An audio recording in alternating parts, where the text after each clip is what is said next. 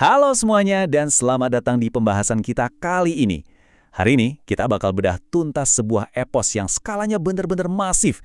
Ibaratnya nih pertaruhan hidup dan mati di cerita ini tuh udah kerasa kayak alur anime yang super mendebarkan. Kita bakal ngomongin soal Prabu Duryodhana. Kalau di Mahabharata, dia ini kan sering banget cuma dicap sebagai antagonis utama, alias si penjahat. Tapi tunggu dulu, kalau kita gali lebih dalam ke sumber literatur dan pewayangan kita, karakternya itu jauh-jauh lebih kompleks dari sekedar orang jahat. Ini adalah kisah tentang ambisi gila-gilaan, kekuatan absolut, ironi, dan pada akhirnya tragedi epik dari sang Raja Astina.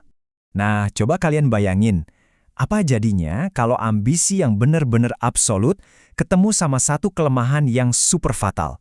Pertanyaan ini nih yang bakal jadi inti dari obrolan kita hari ini. Gimana ceritanya seorang pemimpin yang sebenarnya sangat cakap, tapi didorong oleh hasrat yang nggak kenal ampun, malah punya satu titik lemah yang menghancurkan segalanya? Saya pengen kalian simpen pertanyaan ini baik-baik di kepala kalian ya.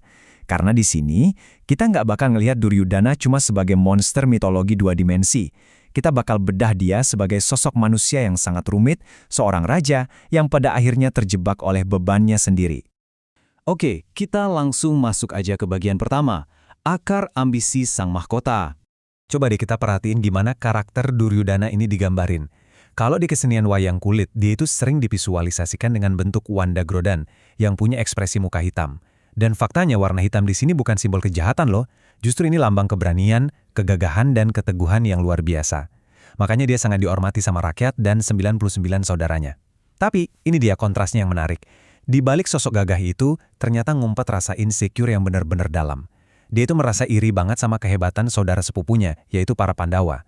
Dan sayangnya, sisi gelap ini bukannya diredam, malah terus dipupuk dan dimanipulasi habis-habisan sama pamannya yang super licik, Pati Sangkuni.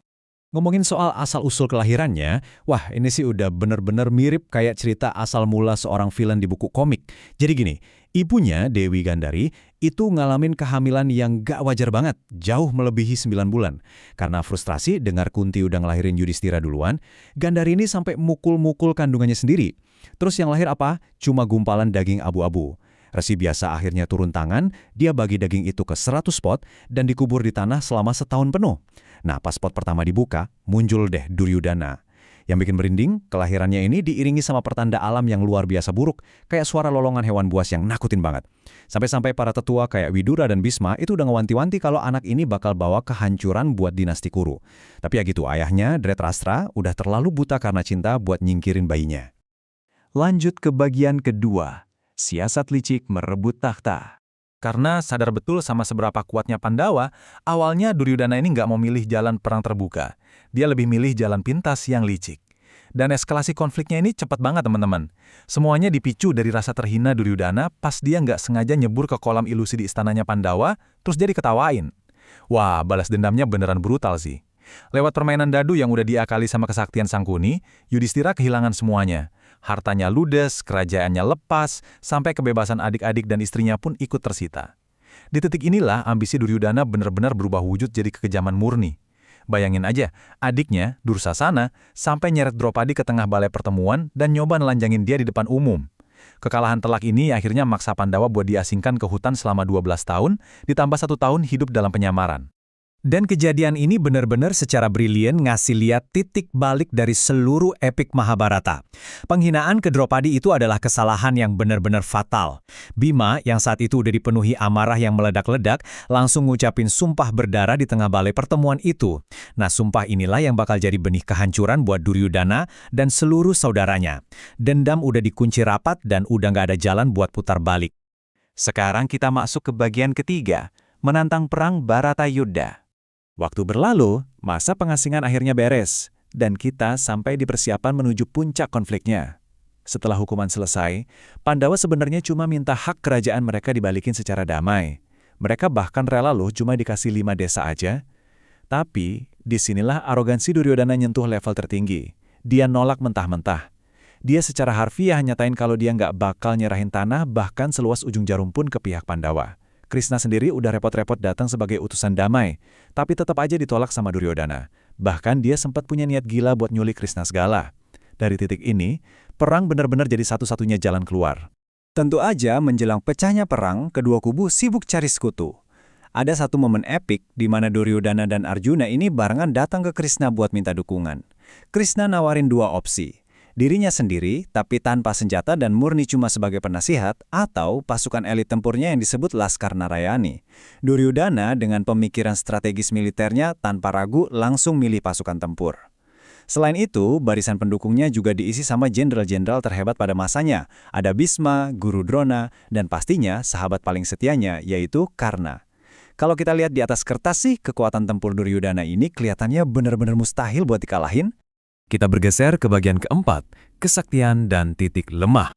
Nah, sekarang kita masuk ke bagian yang paling magis sekaligus tragis dari pembahasan ini. Gimana ceritanya seorang manusia biasa bisa dapat kekuatan pamungkas tapi dengan bayaran yang super mematikan? Gini, Duryodhana itu bukan petarung abal-abal. Dia itu pakar bela diri gada, hasil didikan langsung dari Baladewa. Terus, pas perang lagi ganas-ganasnya dan saudara-saudaranya mulai berguguran, dia dapat kekuatan puncak yang luar biasa. Ada dua versi cerita yang populer nih. Satu bilang dia mandi pakai minyak tala, versi satunya lagi cerita kalau ibunya, Gandari, ngebuka penutup matanya yang udah dipakai seumur hidup buat transfer kekuatan magis lewat tatapannya langsung ke tubuh Duryodhana.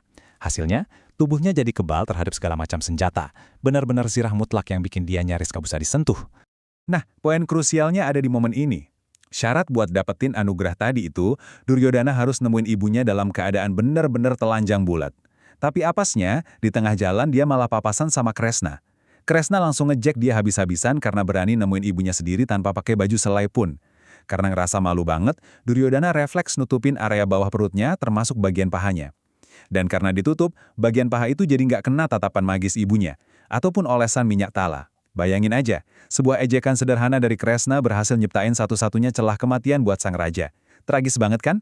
Akhirnya, kita sampai di bagian kelima, tragedi Sang Raja Kurawa.